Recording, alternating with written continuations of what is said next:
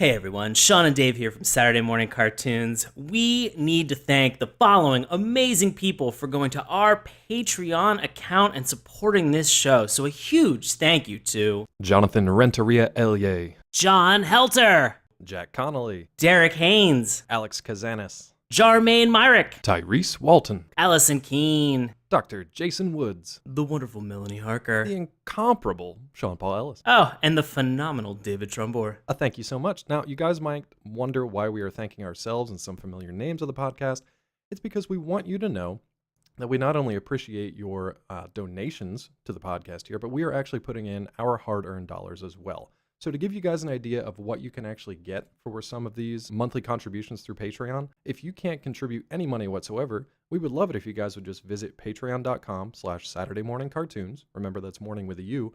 And just share that link out among your social media pages. That would help us out a lot and just get the word out there. If you do want to kick in a couple of bucks, you get some cool stuff back in return. So you may not know that we send out a monthly newsletter that not only tells people about upcoming news that we have going on, and we've definitely got some cool stuff coming in the next couple of months here for you, but we'll also announce the upcoming list of shows that we're going to be covering. So if there's a cartoon out there that you actually like, you're going to get to hear about it in the monthly newsletter. Other than that, you also get special thank yous in the newsletter. You get a special shout out like this one right here in each and every episode.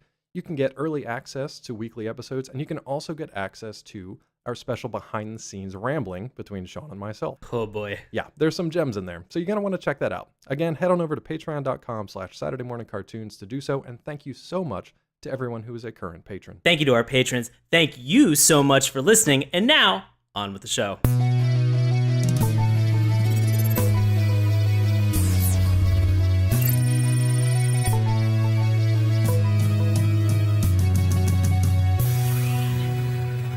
Hello and welcome to Saturday Morning Cartoons, the weekly podcast that revisits, reviews, and ridicules some of the world's weirdest animated series. Coming to you from the island of Bardos, I'll be your co-host Dave Trumbore. Joining me as always, and now made from 100% Japanium, it's Sean Paul Ellis. How's it going, bud? David, I'm doing well, buddy. How about yourself? Dude, you're looking super shiny over there today. Y'all shined up, man. chromed up, ready to go. I am polished. I got buffed, rebuffed, rebooted. I am ready to go. You're looking great. You're like, yeah, thank you. You're like so perfect. You need either no testing and no improvements. You know what? This is crazy. As somebody who's written software for their life, like for their career, yeah, to have that kind of a bold statement in this show blows me away. To have that level of confidence, I've only ever done that in my life one time, where I've been like, correct? This is ready for deployment. This is 100% done. And was it? And it was. I was very proud of myself. So there you go. So yeah. you could make that leap, essentially. You can make that leap from whatever that thing was to a giant, like, 100-foot tall, murder, destruction, indestructible robot, right? Oh my God, you've easily. done it once, so you can do it again. Can I say the best part about all of this is that the sort of the how do I use this robot, and just as somebody who has done a lot of technical work, that level of documentation always gets put to the wayside. This was spot on perfect in terms of the delivery of oh yeah, there isn't any documentation, and the person who did all the work, he just died. He died and he's under some rubble, so figure it out for yourself. If you are in a software engineering career, man, it is tough times to be a somebody who does technical documentation, because you guys are the heroes. What if you're in like a giant robot making career? Well then, I mean, it should be pretty commonplace that you're cool. just like, I'm just gonna smash a bunch of buttons and see what happens. I like it. What the hell are we talking about tonight? Guys, we are talking about Mazinger Z. Whoo! What the heck is this show? This is confusing in some cases, but weird. So if you've been following us throughout the month of November, you know that we are doing both listener recommended shows, and we are doing also guests and friends of the show recommended shows. So last week we had Super Friends, where we had Joe Randazzo and Tony Lazzaroni, who that was their recommendation for something to watch. And so Mazinger Z has been something that we've gotten requests on, I think both Twitter and Facebook Yeah. from various different people saying that we should really check this out, and they were excited for us to actually delve into this anime. So we've done it, guys. We hope that you enjoy this. We did it. You didn't even have to wait for Anime April or Mecha March Madness. Yeah, We need to punish Sean some more with things that he hates. This is really the union of this Venn diagram of both of those type of things, and we are excited to get into This it show today is because it's like midnight on March 31st. It's like a perfect blending of those 2 months worth of anime and mecha stuff. So good job, guys. Man. Well done. Guys, why would you do this to us? Hey, I like it, but for shows out there who don't know what this is about, maybe you need to lay it on them. Right. Here's some history for Mazinger Z. Mazinger Z, aka Mazinger Z, known briefly as Tranzor Z in the United States, is a Japanese super robot manga series written and illustrated by Go Nagai. The first manga version was serialized in 1972 and was adapted into an anime television series which aired on Fuji TV from 1972 to 1974.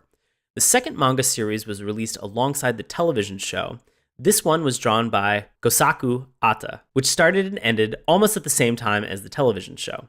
Mazinger Z has spawned several sequels and spin-off series, among them being The Great Mazinger, UFO Robot Grendizer. I keep wanting to call it UFO robot like grenadine, like a delicious robot drink. That's the word I see. Yeah. And Makin Kaiser. Or Mazing Kaiser. Whew. Guys, those are a lot of series to get through. The crazy thing is that Adam Grenier is going to do the voice of UFO robot Grendizer, which is going to be great because he is a big fan. So it's going to be nice. I want to say the fun thing about this is that last week talking about Super Friends and this week getting into Mazinger Z, these came out around the same time in the early 70s. Yeah. And so when we actually, there are a lot of interesting things taking a look at this that you're just like, wow, this, for its time, this was pretty well done. They did a really great job with this. We'll get into it. I mean, last week we watched an episode from the first season of Super Friends from 1973.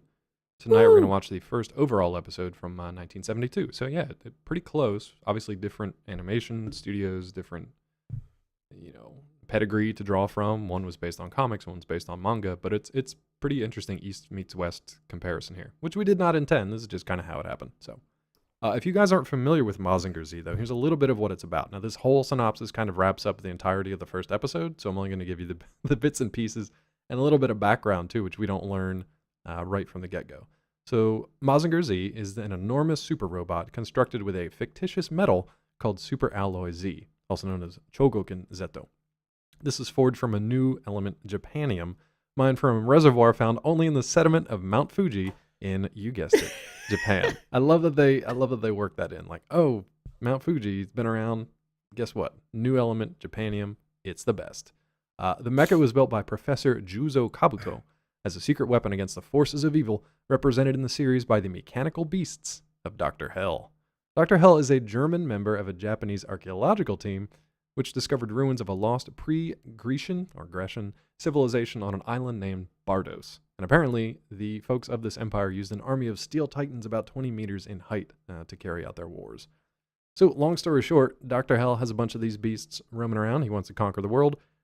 Dr. Kabuto has one of his own, but unfortunately, something happens to Dr. Kabuto that leaves his grandson Koji piloting the robot. And without giving away too much, that's where we're going to start tonight's discussion of Mazinger Z. So, as always, first things first, let's talk about this theme song. Right. So for this theme song, I really enjoyed it. It was kind of a lot of like rousing music. It kind of really got you going, got you moving. The song, I will say this, that we did watch a dub of this. I'm sorry, we did watch a sub of this actual show. And so there are a lot of moments where we're going to say that maybe some of the subtitles didn't actually match up with some of the original content. It was probably not the best subtitled episode that we could find. And so the bummer is for this is that this theme song itself, we didn't really have a good dub of it. So I don't actually really know some of the content of this. And searching around, I've been able to find different versions of this, but not a lot that actually have some of the subtitles to it. I mean, it is an older show. it does have a fanfare. For all those people, I'm very sorry. If you can find one to me, I'd love to actually check it out to make sure that I know what this is talking about. But the music, the song, everything is competent and fun and kind of really got me into it. Challenges, obviously, of course, that coming at it from a disadvantage of I kind of get an idea of who the villains are because of, let's say, they're attacking a city, or they look like they've got weird jaundiced skin, or let's even say that they have like a split down the middle of their face, which we'll talk about a little bit more for some of these characters. Which, watching these things, I'm thinking to myself, what am I getting myself into? Yeah. This is very interesting to watch. I'm intrigued. Go on. But it's a bummer that I don't really have an idea to kind of get some of the character names and sort of understand a little bit more about them. The focus is really on the robots. And so with the focus on the robot, I want to point out that this is kind of a common robot trope that we'll see sort of with the, robot being able to, a giant fighting robot able to shoot its fist off and destroy things. We get a bunch of that. It made me think of my little toy that I have literally right beside me here because he does this. Right. Yeah. And so we get a little bit of that. And so that's common for a lot of these giant fighting robots. Now, the thing that surprised me in a way that I wasn't anticipating was at some point our titular robot fighting character shoots lasers out of his chest, out of his nipples. Yeah, definitely nips. And just his nip ray just immediately melted everything that was in front of it. It melted me. Oh, in an almost gruesome fashion. Oh yeah, it was great. I love that moment. Are you kidding me? This whole thing was just like wall-to-wall robot carnage. Nothing else involved, just robot carnage. Well, were there any moments of robot carnage that I haven't mentioned that you were like, this is the best? So I kind of liked all of it. Like Sean mentioned, I love that it kind of has a good rousing instrumental to it, but then there's the main singer, the lone singer, obviously in Japanese, is essentially like narrating with this fanfare what's going on. And I don't have the translation either, but he's essentially just saying like Super Roboto Mazinger Z, and he keeps saying that kind of over and over again in a fun kind of way. But he's also narrating like, oh, he's choking out this monster. Oh, he's punching him through the chest. Oh, he's about to just like obliterate him with a ray beam. I'm pretty sure he says the word punch in there a couple times, or like robot fist or something like that. You can pick it up because it's essentially just walking through the beats of robot carnage. So you've got Mazinger Z, and this is your first introduction to the title robot, but also the character and how he's kind of piloted. So with things like Voltron, Power Rangers, the Megazords, obviously not Transformers because they're sentient mechs, but when we talk about mechs, there's always an interesting way to kind of find how the human pilot is going to get in that capsule to get in the robot itself. Evangelion, same kind of thing. That's always an interesting part of the anime to figure out how to get the pilot into the machine because they're so much bigger than a tiny little human pilot.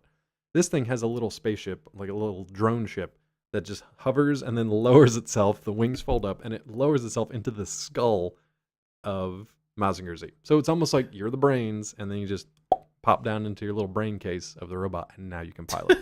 Which I thought was cool. That was a neat way to do it. I mean, it seems super not safe for Koji once he's in there because he's very exposed and he's just like at the top of his dome and that's about all he's got. Well, you have to think that the metal or whatever they're using, the metal that they have, or that was just like a glass dome over him though, over the cockpit. Was it though? Over the cockpit. You don't think that there was any of this Z super alloy that was incorporated into the glass? Like this was like some crazy Gorilla Glass? Maybe, but at the same time, maybe just the hydraulics aren't that strong. Because if it was that unforgiving, then Koji should have been cut in half roughly halfway through this episode, which we'll talk about. Yeah, that's accurate. That's fair enough. But maybe it's just far down enough that he's got enough of that metal around him to protect him. But anyway, I thought that was a cool introduction to how this thing is piloted. And then from there on out, they don't give a crap about the humans. It's basically just this one robot going up against 4. Total city destruction, robots getting choked out, punched, and blasted with this chest ray, which I thought was pretty cool. Yeah, this nipple ray, nipple laser. It was good times. Yeah. It basically, like, I didn't know what was going on, but I was like, cool, I want to see what this is about. Because it's basically all I wanted was just like robot action. This theme song is such a corner case for us because it almost violates a majority of Yeah. the complaints that we have about stuff, but it's so bananas Yeah. crazy in terms of what's happening, the fanfare of what's like the to have somebody narrate the action of a robot destroying a bunch of other robots to then this like really kind of, it's almost like kind of like militant music where but it's extremely like it pumps you up. This is like the I guess the Japanese military version of Jock Jams Volume 2 I could see it. followed with this robot carnage narration and then suddenly just this like them saying, you know what, fuck it, these humans are tertiary, just get them in the brain case and let's hit them with the nip laser. And you're like, yes, Done. that's what I want to see, that's what I'm here Tailor for. made for an American audience. It worked great. That's Tranzor You Z. did it. I have no idea where Tranzor Z came from. I have no idea how they would name any of this. Some of the names for this that they would have localized this to make no sense to me whatsoever. Did you look up the Americanized character names? Like from like Koji or from like Kabuto Koji to like Sammy Davis or like Tom Davis. Sammy Davis. Or something. I'm like, It's like, I mean, the fact that they were just like, you know what, let's just take everybody from the Rat Pack and just yeah, it was really strange. That's mashup. bizarre. Yeah. Oh, and they couldn't use Dr. Hell, so I think it was like Dr. Demon. Yeah. Well, I was very curious about that too, just because in the sub that we watched, there were a lot of times where they said Dr. Hill instead of, you would hear them saying Dr. Hell for the actual spoken language portion of it, but then the sub would say Dr. Hill, Hill, instead of Hell. A little bit confusing, but at the same time, I was like, okay, yeah, fair enough. I mean, it's more confusing, and we'll talk about it when we get to the characters. I guess we can touch on it in the animation style. More confusing to me is how this guy was supposed to be a German-born scientist, yet he looked like a wild man who hadn't seen the sun in a long time, and his skin had turned purple from some sort of like, I don't know, like a silver allergy or something. Like it looked, there's something very wrong. Like the blue man with the colloidal silver allergy. Yeah, absolutely. Maybe it was an allergy to whatever metal stuff he's working on.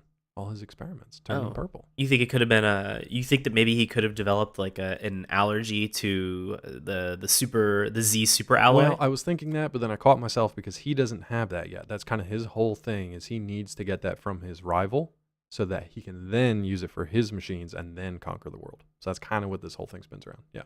So you're telling me that whatever cheap generic he's using is sort of aluminum. like, it's just American made aluminum. So he maybe has an aluminum allergy, and so I think I'm gonna say it's from his experiments. I don't know why the dude's purple. Maybe it was a bad color correction. I don't know why he's purple, but I like it. I mean, That's how you tell he's a bad guy. I mean, but I mean, like we've talked about this in terms of last week as well. You know, the villains that we tend to have back in this era, they make them very, very ugly. Yeah. They make them extremely ugly so that in no way, shape, or form can you think to yourself like, oh, this is somebody who would do something just or good. No, this is an ugly person who does ugly stuff. And you're just like, oh. It has to be a hunched over, purple-skinned madman with like crazy, like gremlin hair coming out. I don't even know what that means. He's a weird-looking dude, and he's got a crab stick, and I love it. Yeah, he's a mountain man with a crab stick and an aluminum allergy. Have you ever... an aluminum allergy. Have you ever heard the term crab stick before? Because I'm guessing that it's a bad translation, but I love it so much. I mean, I'm assuming it's. We should give some context for this. So there is a staff that he has. It's like a wizard staff. It's sort of, like a wizard staff, and it sort of has two prongs that are at the top of it that kind of fold in that sort of look like insect pincers at some point. And there's sort of like a little tiny like jewel. It looks like that's in the middle, and he calls it his crab stick. And this is sort of what he points to his robots in order to give them power to kind of boot them up, to have them go raise hell. It's like if you bought a Harry Potter wand with like a Bluetooth thing in it and you use it to change your TV channels or whatever. It's essentially. Do they really have that? Oh yeah. Is that a thing? Yeah, you have to like wave it in a certain way to like do the volume or the channels or whatever. But well, guys, Christmas is coming up, so you know what to get me this year. Can't wait to get this Harry Potter wand. Need to change my TV. Which one? Which wand? Oh man, like what's in the core? I mean, if you want to get that specific, sure. But like, what design on the outside? Like, which character's wand would you want? Holy shit, I mean, I'd want all Ollivander with it. Like, well, it needs to be a dragon heartstring.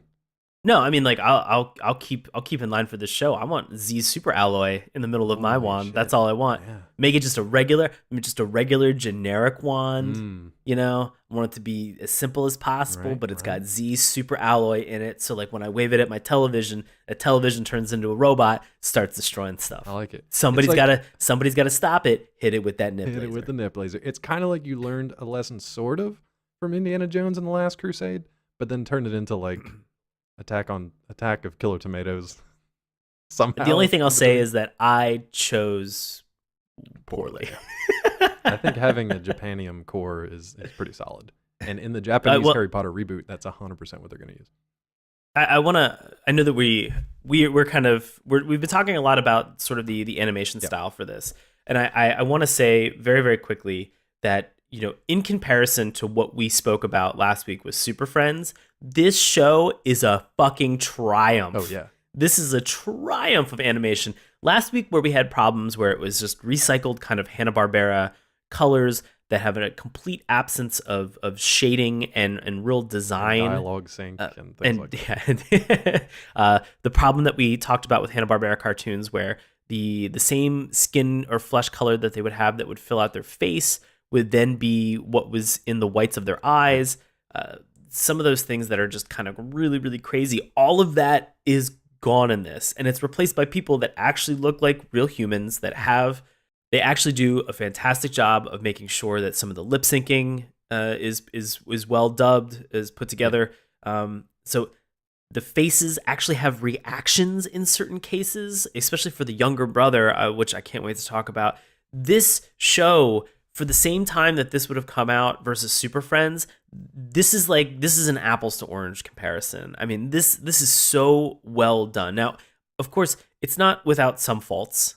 There are some small problems that you'll see every once in a while, but I mean, as Dave has mentioned, sort of the tropes that they're falling into with some of the villains about making them so hideous and so ugly. But it's hard to understand maybe at times where those characters are from, or as we've mentioned for this one doctor, for Dr. Hell, that he's actually German.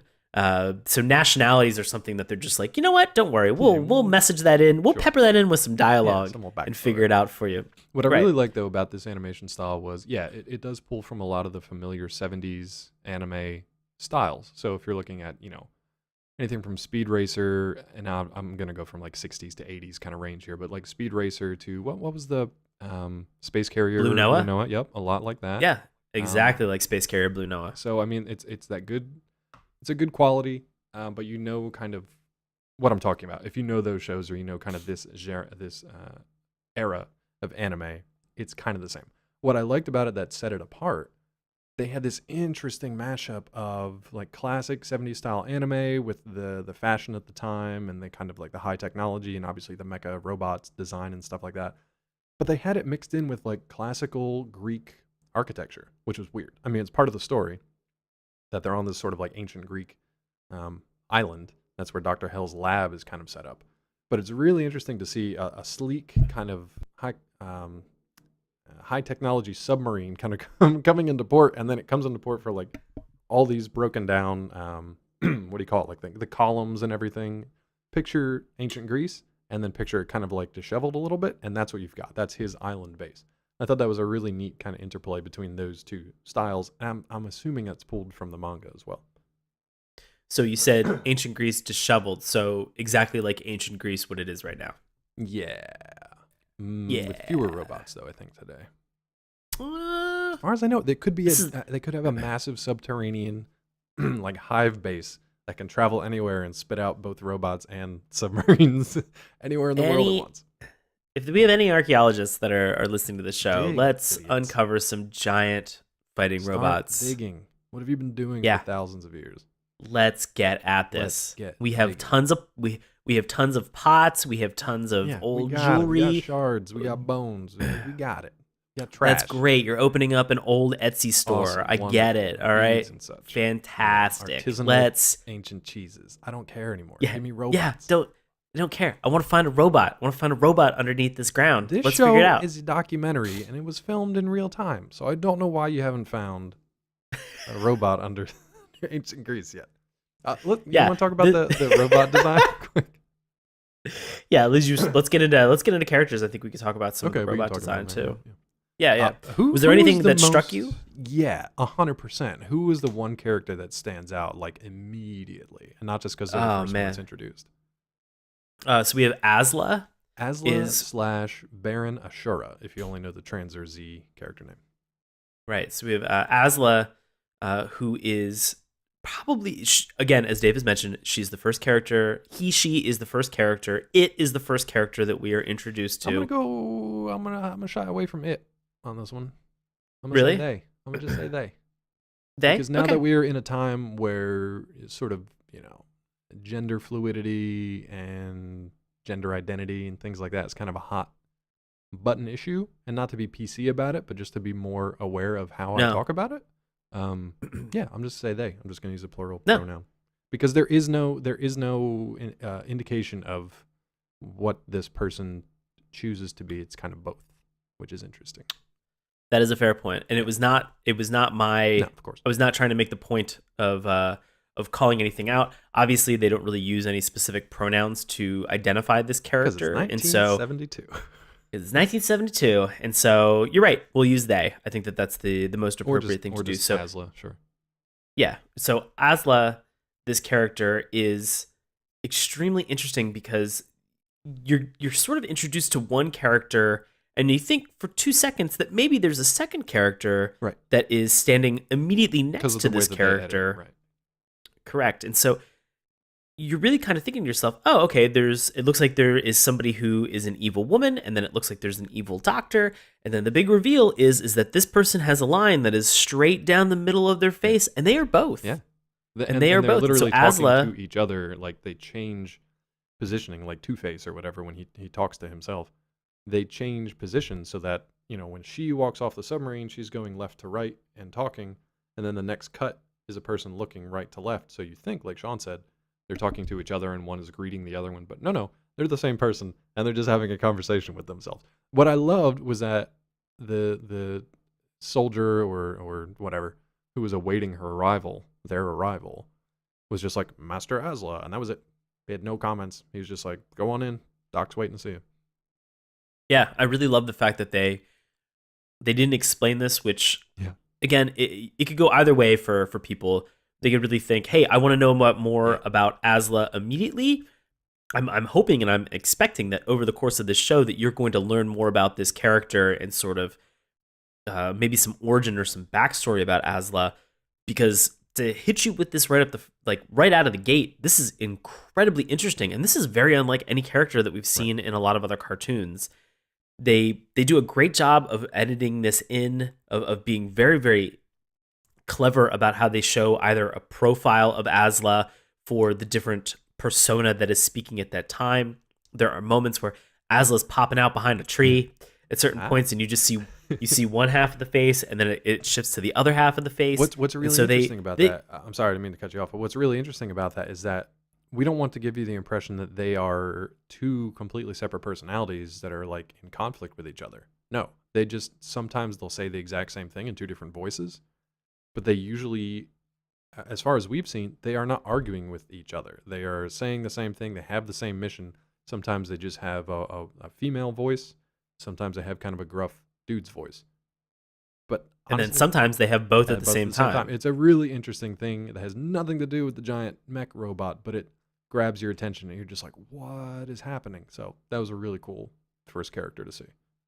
Honestly, I thought for the first part of this show, because we were given so much exposure to her, because we were given so much exposure to them, that I thought that Asla was going to be a little bit of a bigger character during this episode, or maybe have a slightly more prominent role. It's sort of like the second in command for the big It's bad. like Starscream or who was second to like Cobra Commander, like Destro or somebody.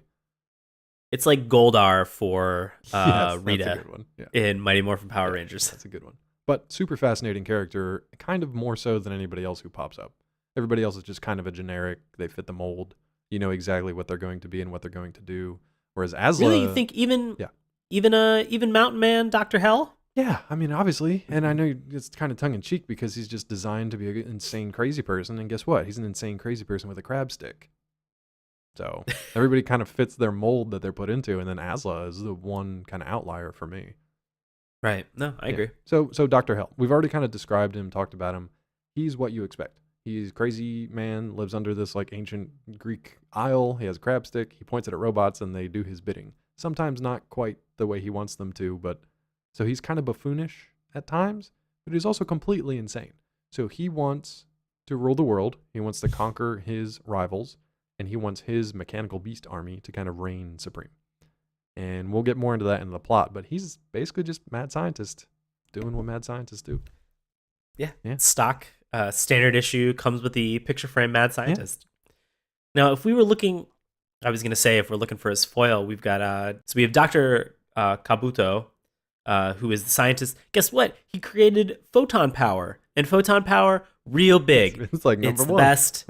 It's the best, and It's everybody uses it. And it's something where, you know, his intent is as pure as new fallen Yeah. snow. He wants this to benefit mankind. He wants this to be something that everybody can use, like a renewable energy source that's there that people have at their disposal. And it feels like he's just kind of giving this stuff away. He's like Tony Stark after he got out of the weapons dealing business, when he turned to like arc reactor stuff, and he was like, "Oh, I'm a super genius. I'm gonna give all this stuff away to help the people." He's not nearly as egotistical or long-lived as Tony Stark, but it's essentially the same kind of idea. He's the top of his class.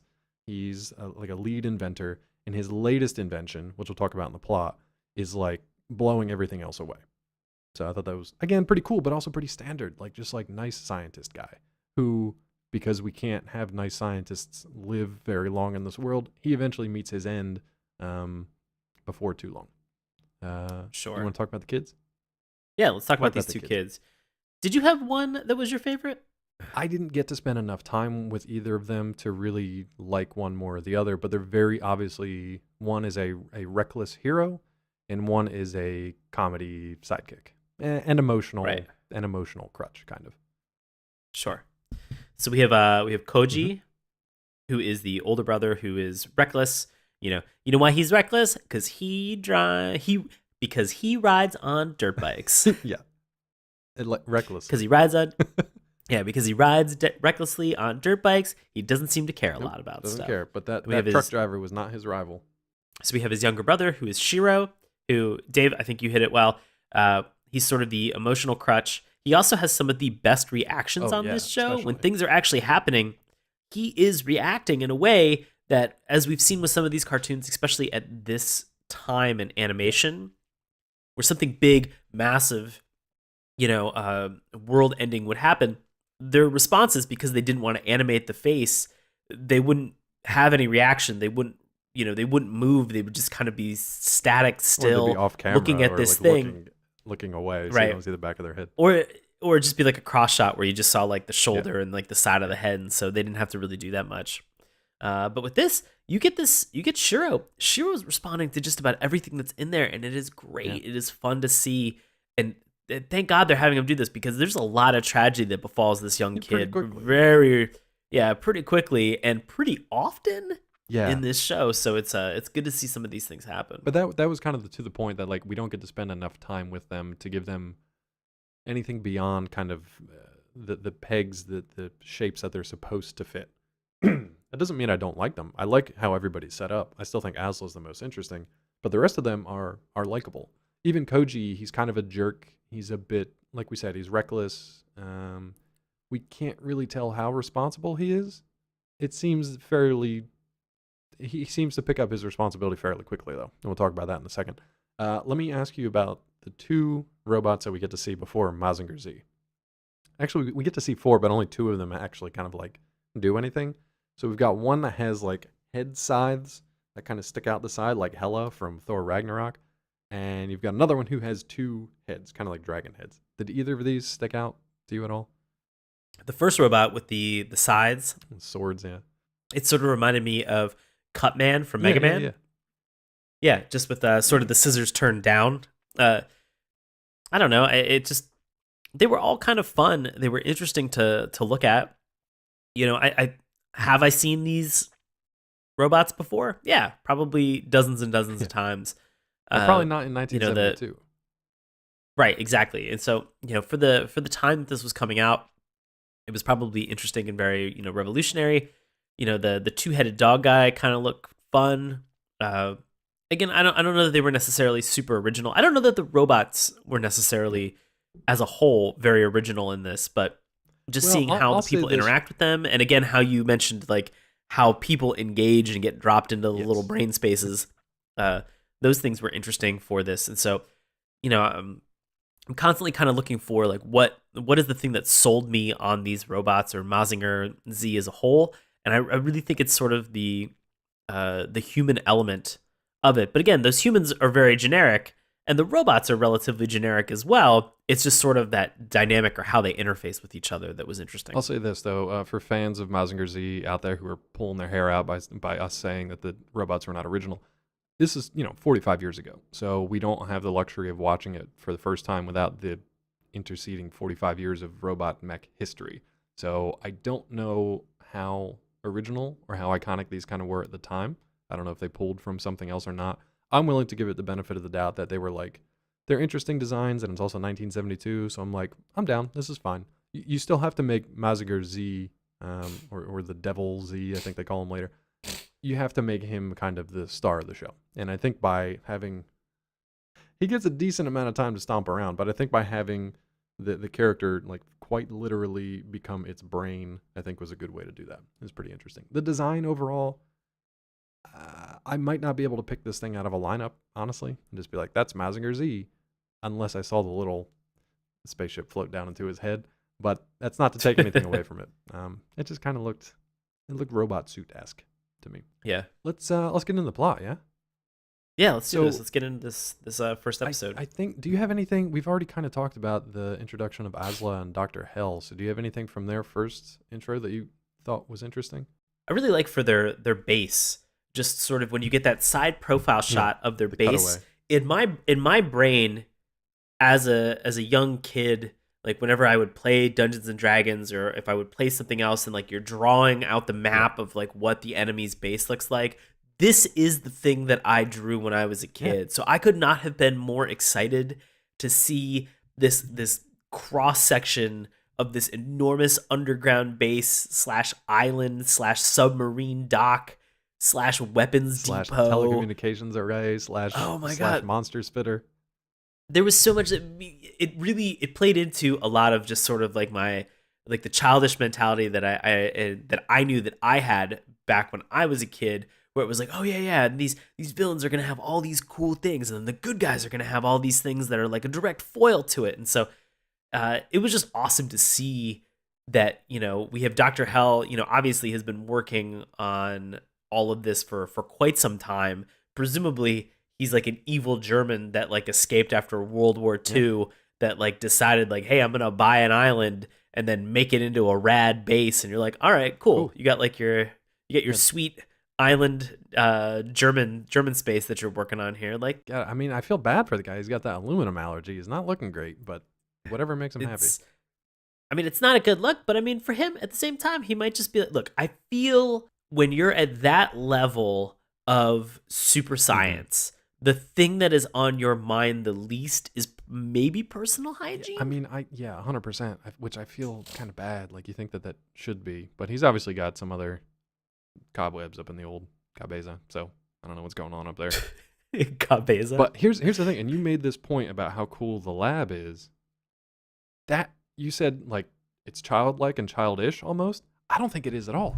That's the kind of stuff that like it fired up your imagination and inspired you to want to create and see these stories. And it was such a cool thing, even if they just did like you said, a diagram or a cutaway, or if you picked up a toy and flipped it over on the back and it showed like all the different areas, even when you actually got that toy home and it was just kind of like another little square of plastic with a couple little doodads on it. But it was the imagination that went into that was such a cool thing. And that's the shit that's missing from all these reboots or adaptations. Like, look at G.I. Joe. They didn't do anything with any of the bases.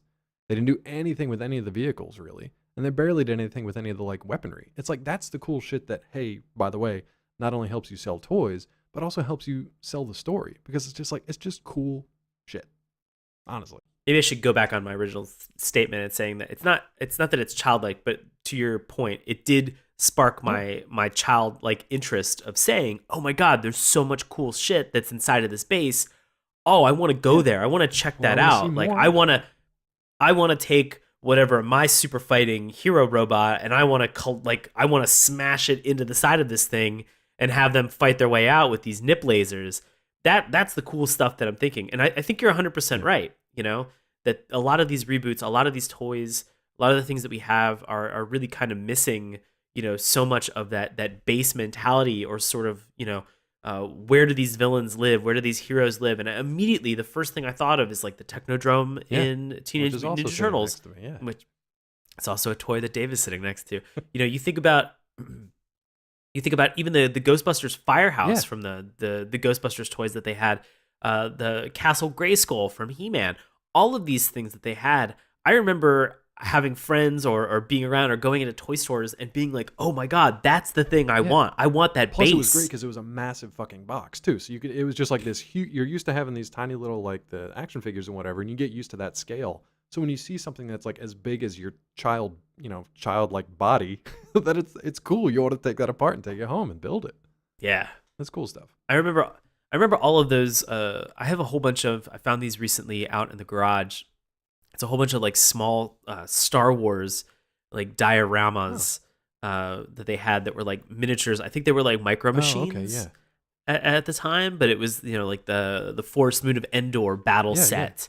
And so it was that same idea where it was the landscape where you could have like where you could play with the toys that you had to make it feel like they were incorporated into that world that they existed in. And that was my favorite part of having all that I love stuff. that. And that was the best part of seeing the cross section of this base. I immediately wanted to just like bust out some paper and like a pencil and just be like, all right, I got, you know what? Cool base, Dr. Hell. I'm about to create my cooler base right now. Get ready for this, Dr. Sean. Here's what I love though, Dr. Sean, that in this kind of narration. So as they're scrolling down this ridiculous base, which keeps getting bigger and bigger and has more and more crazy stuff in it. It's kind of like a Death Star underwater, right? It's got all these like transportation things and telecommunication things. But as they're scrolling down and you're getting to see all this stuff, it kind of intercuts with the diagram and then the people who are working in each of those stations. But he also just says crazy shit like it can go anywhere in the world. You're like, all right, check. It can teleport my monsters anywhere I want them to be. All right, check. It can communicate with anybody, anytime, anywhere. And you're like, all right, man, sounds good. You're telling me these things, and I have no reason to not believe you. So it sounds great. And he's like, and the name of this base is Deus Ex Machina. Yeah, basically. But like, but that kind of stuff is like, if you set it up and just say it that early on, you still have that. You've got enough kind of free. You've got enough goodwill built up at the beginning that you can just say this shit and then move on to the next thing before anybody asks any questions, which I liked. And I mean, they really do. They blow past this laundry list of awesome things very quickly. Like, they're like, you'll deal with it. Because from now on, when we show up random places, like if we go from Greece to Japan in a half an hour, you're going to know why that's totally doable. Speaking of labs, though, what's going on at Photon Power Lab? Oh, man, they are in the process. On the outside, but what they got inside. Well, inside, it's pretty cool because this is where they're doing a press conference for this Z Super Alloy, where we've talked enough about this, and it plays into the standard trope that we've talked about a bunch on this show, with having like different metals or different elements that they create that's specific to this in order to allow them to have some awesome, magnificent power that they can create and weld. Like unobtainium. Wield. Unobtainium. You can also weld. We've had welded as well. We've had so many of these different types of special elements and things that have been created directly for the cartoon itself. Dave, can I ask you a question? I want you to rank these 4 fictional metals. Let's do it. All right. Gundanium. Just wait. I know you hate that one. Gundanium, Japanium, Adamantium, Unobtainium. Ooh, it's hard. Adamantium first. Is what was it? The Japanium. Okay. Japanium second. Really? Yeah. Gundanium third. Unobtainium fourth because fuck you, Avatar. I think I'd switch 2 and 3. Japanium just sounds lazy to me. But Oh, I think it does too, but I love the fact that for the pride of his country, he's like, I've created this thing that's only in a place that's localized to where we are, and I named it after this, like, I named it after our great nation. And I'm like, oh, okay, cool. I kind of get behind but that. at the same time, it's like you could have gotten more specific with it. Like it could have been like Fuginium or something, which is a terrible name. But it could have been like, I mean, it could have been giant fighting robotanium, ooh, but that's- at ooh, some point, giant fighting yeah, robot I- anum. Anium? Aeneas? Anus? Ooh. Ooh. Fuginium I would have been okay with. Not really. Fuginium? What about Davanium? No, don't like it. No? Mm-mm. Okay. But anyway, so What about what's going on? what about now? what about Nope. what about Z Super Z Dave Alloy? metal alloy stuff. What is this stuff about? What can it do? Why is it the #1 invention in the world? It seems to absorb a don't know certain what it amount does. of. I don't really know what it. I'll be honest with you. My comment from watching this section of the show was this seems like a really unsafe press conference because Yeah. at some point they shoot this stuff with a bunch of lasers and it just shoots sparks and all of the reporters look away and sort of cringe and recoil. Like an explosion was in it- it. Yeah. And we've got our good doctor who just I want to almost call him just like Dr. Good. Just call him 'cause we've Dr. got Good or Dr. Dr. Hell, K is fine. Dr. Yeah. Good. Yeah. So we've got Dr. Good who just is like looking on and like doesn't move when all these sparks are He's flying. Like done it's these like he experiments leans 1,000 times. He knows what's gonna happen. he is leaning in closer like a creep. I love love that we eventually come to find that he's got a lot of this stuff available and has put it to an interesting use. So I don't know why he's just showing a small cube to a bunch of like local reporters, but he shoots lasers at it and then he shoots more lasers at it and then he's like, "That's it. End of the press conference." I'm like, I don't know what this thing is supposed to do, but I guess it's cool. I guess it's in Yeah. like direct contrast to the earlier robots when they use their lasers to like melt metal instantly. So Well, they're and- showing that, and then they're showing this and being like, this thing's going to be super resistant to robot lasers. Yeah. Well, they have this point where they talk about this giant two-headed dog robot that we see that's in our bad guy's lair, and he shoots these beams at some point, and it melts metal in 1 second. And then, conversely, then we show the good guys, and they are shooting beams at metal, and they're like, this Z super alloy absorbs those rays. It doesn't break down and it doesn't melt. And so in my brain, it was them saying like we can melt metal, and then it was the good guys saying like, oh, we've got like unmeltable metal. See, I basically just looked at it by seeing the bad guy saying, our robot's the best. And then the good guy saying, like, your robot ain't got shit on this thing I'm about to make. But I mean, I think this is a potato. yeah, it's the exact same thing. Yeah. But what's interesting then is that because of this press conference, we learn that Dr. Good is going to resign and retire to pursue some sort of mysterious personal quest and basically give the entire Photon Power Lab over to his protege, his second in command. But at the same time, Right. Dr. Hell learns this as well, somehow. So he learns through his crazy communication substation that his rival is retiring, but also that he's unveiled this Super Alloy Z to the world. So he sends his second in command to not only kill Dr. Good, steal his stuff, and then bring it back so he can use it for his robots to take over the world. And that sets up pretty much probably the rest of the series, but at least the rest of this first episode. So what do we have Asla up to? They can't find Dr. Good because he's in hiding somewhere. So what's the next best thing? Right. So he evidently has some grandkids that are staying at a house, and so they go and knock on the door to, presumably use the grandkids as bait, or just try to ascertain the location of our good doctor. Possibly see if they have a location where they know where he's located. But these kids, now that I have a Hold question on, because sorry, I said possibly use the location to understand where he's located. Holy shit! Possibly figure out where he's located. And I mean, a good plan. But what we don't know about these kids, we learn that they're brothers, and we learn kind of, reckless hero versus kind of comedic, comedy sidekick chilling on the couch. What we don't know is like what happened to their parents and where their parents are, who this mysterious Lily person is, because I don't think it's their mom, because you wouldn't just call your mom Lily. So I'm assuming babysitter. I mean, like, what if you were like, what if she was a cool mom? She could be, or this What if she could was just just be a like real a cool shitty mom? little kid. I think there's just babysitter. So we get this point where we have Asla knock on the door, crab stick in hand, asks Lily, Only where half face, though. She puts her lady face. only right. She puts her lady face through, which is like it's challenging because it's probably the most unsettling face to look Yeah. at because it's like all white. We should mention that. It's very, very white. The dude side of their face is regular flesh tone. Yeah, but he looks Lady side, he looks like a bad guy, like a bandit you'd meet on the road in Skyrim or something. Like he looks kind of grizzled and he's under like a hood.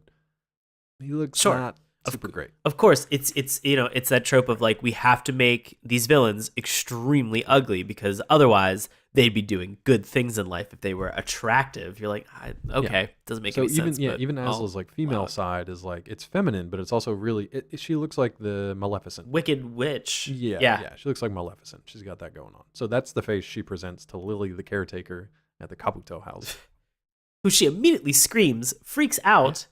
Like, they're trying to figure out what's going on. She doesn't know anything. Lily doesn't have any information. And so, I don't know, though. Because in this, like, final second that they're talking, we have Asla shoots her in the face, but it looks like a lightning bolt. Oh, so it was her. Like, just right between the eyes. So she does learn that he's on Mount Fuji. Right. He says, like, oh, he's got a summer cabin or something on Mount Fuji. She's like, great, that's all I need to know. And then crab stick to the eyes. I didn't know if she was knocked unconscious, if she was just like paralyzed. So when the kids come home, turns out we have Shiro comes downstairs and he's immediately just like, "Uh-oh, is she okay?" Looks at her. No, she's dead. She's straight up dead. I mean, to the point that they even went so far as to like pale all of her skin so that her skin tone went like white compared to everybody else. Super dead. So then Koji comes home from his joyride, finds his brother like crying over the body of their caretaker. And then checks on her, and they're both just like, nope, she's dead. So she dead. They put two and two together because Koji saw the gang take off. And he like looks around, he's like, I don't know where they went. I don't know what to do. So of course they then get a phone call. So now we cut to like good Doc where he's hanging out in Mount Fuji, just chilling, minding his own business, putting robots together, doing his thing. So this was the interesting part where he looks out the window and sort of sees some of these people that are outside. And then he says he's in our sub, he just goes, "Oh, the button men." And I was like, "I'm sorry, what?" Button men is a term for a hitman, so I thought that was kind of interesting. Yeah, it was kind of I didn't know if that was like I didn't know that it was a term for a hitman. I thought that it was like the name of the group of people that Asla had in their party, that they were just all called button men. I was like, oh, okay, that checks out. Makes sense. Let me ask you this though, like, what a very specific way to go about assassinating somebody. Because they have to like, they're not just gonna like take this dude out. They need to bomb him to death so that that his entire like summer cabin at the base of Mount Fuji implodes upon itself. But then they just leave. This plan makes no sense because they don't even check on him. They cut his phone lines, they blow his house up, and then that's it. Right. And if you remember, Dr. Hell was like, kill him, get his technology, bring it back here so I can rule. So just blowing him up doesn't do anything. Doesn't do anything. You know? They didn't even check to make sure he was dead. Yeah. Not to mention, we talked about this at the very beginning of the show. Of course, if you have somebody who's alive that can tell you how to use this device and how to like capture them, don't kill that person right away. Capture them. They might be the only source of knowledge to transfer to the rest of your team to figure out how to use these fighting robots. No, of course. Use their loved ones as leverage. Whatever you want to do. Come on, it's villain 101. Cut the line, blow up the house, everybody skedaddle. I love that Dr. Good only has enough time in two different scenes to tell Koji and Shiro just enough to get them into like more danger and trouble, which was super cute. I mean, we can. So Koji and Shiro show up. Right. They see that the house has been completely destroyed. They as they're sort of searching through the rubble, falls to his death. Shiro falls down a little hatch that's under the floor. That like at the very last minute before the house blows up, we see our good doctor jump down into this thing, and you're just like, oh, okay, he's saved. No, guess what? House on the side of the cliff. Not very structurally sound. I love that he can build this robot out of like the super alloy Z, but he can't make a decent bomb shelter. Yeah, it's So many It's frustrating frustrating. points. This goes back to one of the anime mecha that we watched, where the robots or the aliens like attacked a town or a military academy or whatever, and there were just like adults under rubble everywhere you looked. Remember when the kids came in and they're like looking for their moms and dads and whatever, and it's just like a pile of adult bodies just like all under different bits of Are you rubble. talking about Space Carrier Blue Noah when it just became the Orphan Yes, Club? the Orphan Club. That's exactly what it was. Yeah. So very similar to that, except only one grandfather and maybe not orphans. We're not sure. Yeah. Don't really know how this is working But out Dr. right Good's now. still But alive, so what's up with him? yeah, he's like, hey, I need you to go on the side of this control panel. Look over there. They look over there. Turns out, huge fighting metal robot. face. Like There it is. screen. Huge metal face. They're just like, oh my gosh, what is this? He explains to them. He gives them like the real down low dirty detail. He's just like, I need you to use this. Dr. Hell, he's going to try to like destroy cities and stuff. Use this fighting robot, beat his ass. And you're like, and oh, in this case, he goes, you can decide whether you want to be like a Superman, you can be like complete good, or you can be a total devil with this. And so it's really giving Koji the ability to say, do you want to be good or do you want to be bad? Because as we've learned so far, he kind of seems like he's a little bit of a prick. Like he's a real kind of badass. Like he's a cool dude who breaks the rules without a and cause like, until his grandfather died in a terrible bombing, and then pilots a giant metal robot. Now he's got a cause. It's a robot cause. whoa, Yeah. I like this. Two brothers. So, two brothers. It really is two brothers. Really. So this is the moment where he gets all of the responsibility bestowed upon him. And none of the You know, instructions. and none of the instructions. Again, as we've said, all the technical writing that should have been done, to maybe put together an instruction manual, not done at all whatsoever. So they get down there, and this scene, I feel like this scene took way longer than it needed to. I was because it was torn with this. it was just yeah. it was just nonstop of Koji just hitting buttons and Shiro just being like, oh yeah, maybe, are you going to be able to figure out how to do this, brother? And it's just Koji just smashing buttons, punching a bunch of stuff. None of it made any sense. I mean, I'm torn on this because I don't like when, even if you're like, oh, he's an ace pilot. Oh, he's a genius intellect. He can figure anything out. Oh, he's a master programmer, whatever. You have a ton of mech pilot characters from over the mech series over the years. I hate when they just jump into something and can like instantly pilot it and they're great and it looks like they've been doing this all their lives. That being said, I think this was a little long. This was a little frustrating with how long it took him to kind of like figure shit out. But just like the tone that they did with it. They had a couple jokes which I thought were funny. There was one where Koji's trying to fly this little mini spaceship and pilot it into the head of Mazinger Z. And he presses a button while he's leaning over and the hatch closes on him. And it like pins him. Yeah. Like, it should just like snap them in half. But I love that it just closed on him and they had a funny little moment about it.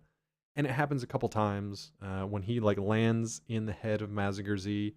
The wings are still sticking out, so it doesn't seat itself down. He's like, how am I supposed to get in here? He pushes a button, the wings collapse, and he slams them down into the cockpit, and he like hits his head. It was fun and it was funny. It was just a little long, and the brother didn't have enough to do other than just like complain about why it was taking so long. So, I mean, this is all from the genius insight that he gets from Dr. Kabuto, who just says, with his full tutorial on how to fly this, he goes, "You'll get over there and use those devices." Yeah. Oh, good. And that's it. But the good thing End is, of story. The good thing is this robot, like we said at the beginning of the show, this robot is perfect. It needs no improvements and no testing. So if anything goes wrong, it's the kid's fault, essentially. Like if you can't figure it out, dummy, then that's your fault. He eventually gets it going though, right? Right. So he gets it going, but he doesn't really know how to stop it or how to control it. So at this point, it sort of makes a pass to almost just like it scares the shit out of Shiro. Shiro is booking it. Shiro gets out of there as soon as possible. He is running.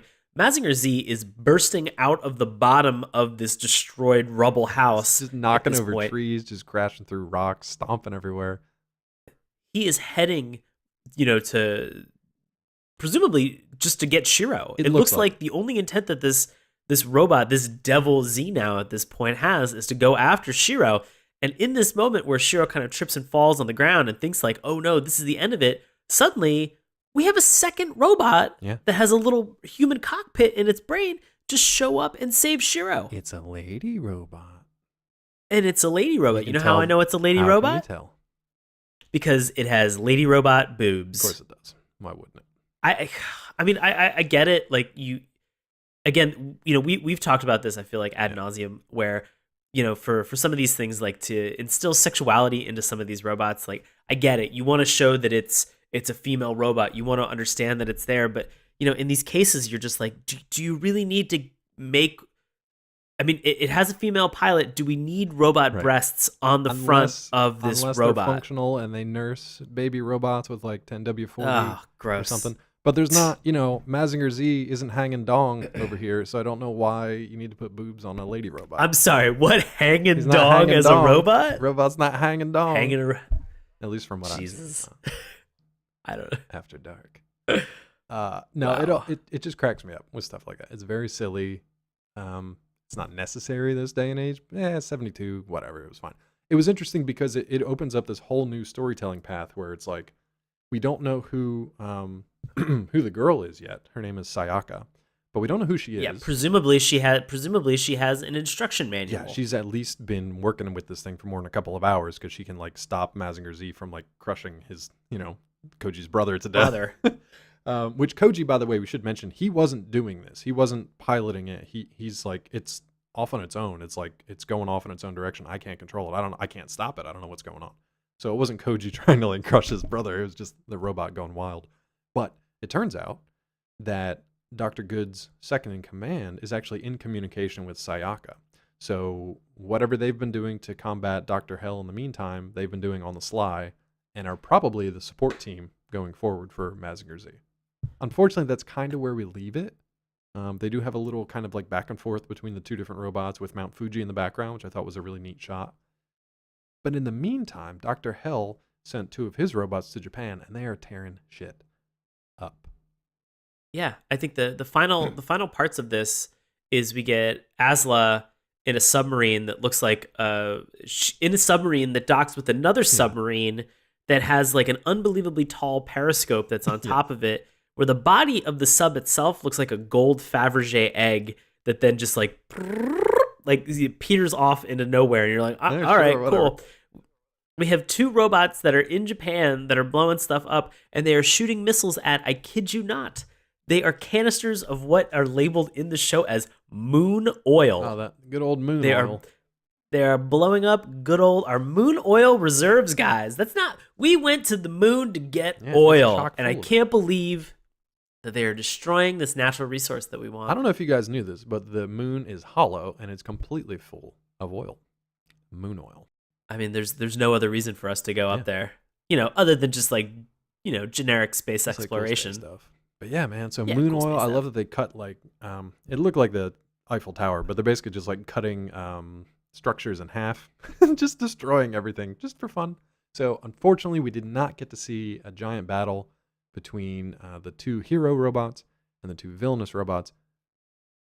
Do you have anything else from this before I ask you if you do want to see some more? No, I don't think so. I think that's it. I mean, it was very cut and dry. There were just some moments of comedy that were kind of thrown in there, but we've talked about this before, and I know that you criticized this heavily, with everything regarding Neon Genesis Evangelion. This was a setup to a future battle, except I think that the only bonus with Evangelion is that they were in those like in the final seconds of that first episode, like they are locked and loaded and ready to go for episode 2. With episode 2 for Mazinger Z, I feel like there's going to be a lot of instruction manual talking, and I feel like there's going to be a bunch of tutorials. Maybe Koji does a hello world in terms of trying to figure out how to program this machine. Just a bunch of basic crap that I'm like, but okay. At the same time, cool. like, how long can they wait while these 2 robots are tearing up Japan? They've kind of got to get in there and get to action, and maybe just like, I guarantee it's going to be one of these things where he has like a moment of inspiration, and he's able to defeat them temporarily because he's made of that like super crazy metal stuff. Or just nip lasers. Or just nip laser them. Just take them both out. Yeah. Instant. And then get to what you said about like the you haven't even been trained in this, and how dare you this and that, and yeah, I can see where it's gonna go. I'm kind of curious to watch it though, but yeah, I'm a little bit curious. Well, hey, you know what? guys, we have opinions about Sure. this show. Turns out, you guys on the internet, you guys also have some opinions as well. So we're going to turn this over to a longtime friend of the show, Bobby Anthem, for this week's Love It or Hate It. Bobby, take it away. This week's Love It was written by Alfonso Enosa from Mexico on June 20th, 2000. He titled this review, The One and Only Giant Robot. This is one of the best giant robot anime, cartoon of all time. The animation is somewhat dated, but the originality of the characters, especially Baron Ashura and Viscount Pigman, remain quite striking and not easily forgotten. The mechanical beasts are also amazing, not two being alike. As with many other anime, Mazinger Z, known as Tranzor Z in the US, suffered from censorship all over the world and it's hard to know if the version released in the US is uncut. And Your Hate It came via Amazon, written by Carlos Hernandez, who gave it a rating of 1 out of 5 stars on January 27th, 2015. He said, not in English. We want Bobby to form with us into like a giant fighting robot, like in a Voltron style. Like a Fleshbot? No, why would you even say that? That's no. If like we all had robots, Oh. I want Bobby Anthem. I want Bobby Anthem to That makes 100% more sense than what I was What the thinking. fuck, dude? I just thought we were each going to be like one of Fleshbot? Bobby Anthem's fists. And he would just swing us I around. don't think that that's how that works. Well. But I'm actually disappointed that I went there and not just that we were 3 dudes piloting robots that fit together. It's been a long day. It's been a long day. Hey, this is let's unreal. get back to Unreal. Mazinger Z. So, do you recommend it? And if not, does it get the dip, meaning that it is erased from all existence? I'm gonna recommend this. I'm gonna recommend this because I am curious to watch what happens in episode 2. I think for that alone, I'm kind of curious to see if it's something that, if it continues with sort of those tropes that we have seen time and time again, where he has that stroke of genius and is able to defeat everything with no training and no ability whatsoever. I just really want to see that nip laser in action and see if that has any impact or effect on these other robots. But I think in the long term for the rest of this show, I don't know that it's going to be something that really kind of like pulls me in and keeps me entertained. So I'd say check out episode 1 and 2 if you can, but I'd say tread with caution. Yeah, for me, I'll recommend it because I pretty much recommend most mecha anime anyway. This is one of the like OGs going back towards like the Gigantor era, things like that. So for me, it was neat. I'd never seen it before, so it was a cool introduction. I really like the characters, surprisingly. I'm not as jazzed about the robots, which is weird for me, but I'd like to see more of what they can do and how they kind of build the story from here. I really do like the characters. I like what they set up. I want to know more about Asla and whatever's going on there. So yeah, I'd say I recommend it. So that's sort of 2 for 2 or 1 for 1. Got it. All right, bud. What else is going on out there in the real world? Hey guys, as always, I do live improv comedy with a group that's called Nox. That's NOX exclamation point. We perform with Washington Improv Theater. You can find shows, tickets, times, everything with dc.org. A lot of pauses, a lot of intentional pauses that Make I'm sure adding you're in paying here. attention. I'm super under the weather, guys. So thanks for bearing with me today. Good job. Is that he's having an allergic reaction to Japanium, so he'll pull through. Yeah, you can find me. I will be the. Turns out, the only cure for Japanium is just an intense amount of Dayquil all day long. Guys, I'm also on Instagram and Twitter at Sean Paul Ellis _Sudafed. Nice. You can find me on Twitter at Dr. Claw MD. You can also find me on Collider.com, Nerdist.com, and DaveTrumbore.com. If you want to find out more about the show, we would love it if you'd head on over to Patreon.com/Saturday Morning Cartoons with a small monthly tip to the both of us that helps us to improve the show. You'll get access to our newsletter, news about upcoming shows and other things that we're doing, and a bunch of cool insights into the making of Saturday Morning Cartoons. You can also find us on our website, SaturdayMorningCartoons.com. Remember, it's Morning with a U. You can follow us on Twitter at Saturday. Oh no, it's just Morning Tunes still, right? Yeah, it's still just But our Morning name Tunes. says Saturday Morning. Our name on Twitter now, because of some changes on Twitter.com is that we can have our full Saturday Morning Cartoons podcast name. Okay, cool. You can follow us on Twitter at Morning Tunes. Check out Sean's handiwork on our Instagram page. Keep the conversation going on Facebook. And listen to our free audio podcast each and every week through YouTube, iTunes, Stitcher, and Google Play. As always, if you want to get a suggestion in, drop us a line. SaturdayMorningCartoons@gmail.com. That's going to do it for this week's episode. Be sure to tune in next week. We'll have another listener and suggestion and possibly a guest as well. Fun times in November. We hope you're all safe and warm and happy out there. Thank you for listening, and we will see you next time. Hey, everybody. Thanks a lot for listening to Saturday Morning Cartoons. Now, if you'll excuse me, I have to transform and roll out.